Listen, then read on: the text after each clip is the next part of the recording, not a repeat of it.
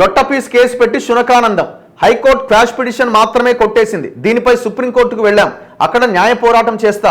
రేవంత్ నువ్వు మొగోనివైతే ఫార్ములా ఈ పైన చర్చకు రా. ముఖ్యమంత్రి ఒక బ్రోకర్, ఒక మంత్రి కాంట్రాక్టర్. కేటీఆర్ ఇప్పుడు లొట్టపీస్ కేసేనా? లొట్టపీస్ కేసే కదా, మరి బాధ ఎందుకు? విచారణకు హాజరు కావచ్చు కదా. ఏ తప్పు లేదండి. ఏ తప్పు లేకపోతే ఆధారాలను అటు ఇటు చేసో లేకపోతే ఇంకోటి చేసో నీ మీద కేసు పెట్టడానికి ఏం అవకాశం ఉంది? కేసు కొట్టుడు పోతుంది కదా. కేసులు ఏం లేనప్పుడు మరి విచారణకు హాజరు కావడానికి ఏంది? నేను లాయర్ ఉంటేనే వస్తా అని 40 నిమిషాలు కారులో కూర్చొని నానా హంగామా చేసి ఈ సినిమా అంతా ఎందుకు? హైకోర్టులో క్వాష్ పిటిషన్ కొట్టేసిరు.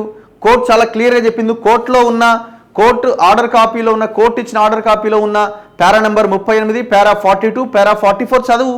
క్లియర్గా చెప్పింది ప్రాథమిక ఆధారాలు ఉన్నాయి, అందుకే మేము విచారణకు ఆదేశిస్తున్నామని కోర్టు చెప్పింది. విచారణ చేసుకోవచ్చు అని చెప్పింది. మిగతా విషయాలు దర్యాప్తులో తేలాల్సిన అవసరం ఉంది అని చెప్పింది. మరి కోర్టు చెప్పింది కూడా నువ్వు దాన్ని పట్టించుకోవట్లేదా? ఏ ఎవిడెన్స్ లేకుండానే కోర్టు ప్రాథమిక ఆధారాలు ఉన్నాయని ఎట్లా కోర్టు వెల్లడిస్తుంది? మరి లొట్టపీస్ కేసే అయినప్పుడు దేనికోసం ఇంత హంగామా? దర్జాగా విచారణకు అటెండ్ కావచ్చు కదా. ఇంకేమంటుండు? ఇగో అలా బావ అంటుండు. ఏడ ఉండేది ఇగో ఈయనేమంటుండు? కేటీఆర్పై పెట్టింది తుపేల్ కేసట. తుపేల్ ఏడ నేర్చుకున్నారు ఈ పదాలు? ఎవడు రాసిచ్చిండు?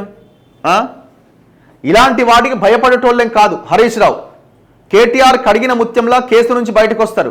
రేవంత్ జైలుకు వెళ్లిన కేసుకు ఫార్ములా ఈ రేస్ కేసుకు పొంతన లేదని కామెంట్. కేటీఆర్ పై ఏసీబీ పెట్టింది తుపేల్ కేసు అని బీఆర్ఎస్ ఎమ్మెల్యే హరీష్ రావు అన్నారు. మరి ఆయన కూడా జైలుకు పోయింది కదా. ఆయన కూడా జైలుకు పోయే వచ్చిండు కదా. మరి మీరు పోవడానికి మీకు ఇబ్బంది ఏంటి?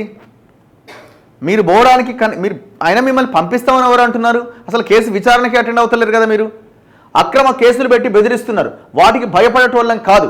కేవలం కక్ష సాధింపులో భాగంగానే కేసు పెట్టారు. కేసు నుంచి కేటీఆర్ కడిగిన ముత్యంలో బయటకు వస్తారు. ఎలాంటి తప్పు చేయలేదన్న ధైర్యం ఉంది కాబట్టే విచారణకు వెళ్తామంటున్నామని తెలిపారు. ఎక్కడ వెళ్తున్నారు విచారణకి? ఎక్కడ వెళ్తున్నారు? మొన్న పోయిరా, నిన్న పోయిరా? ఏసీబీ ఆఫీస్ ముందు డ్రామా చేసిరు.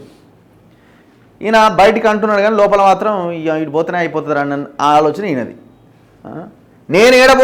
నేనేడబోతే ఈయనది పై చేయి సాధిస్తుడు అని అటువైపు నుంచి చెల్లెని కూతురిని ఆయన రంగంలోకి దింపుతారు. ఎవరు? తండ్రి కొడుకులు కలిసి. ఆమె రెడీగా ఉన్నది.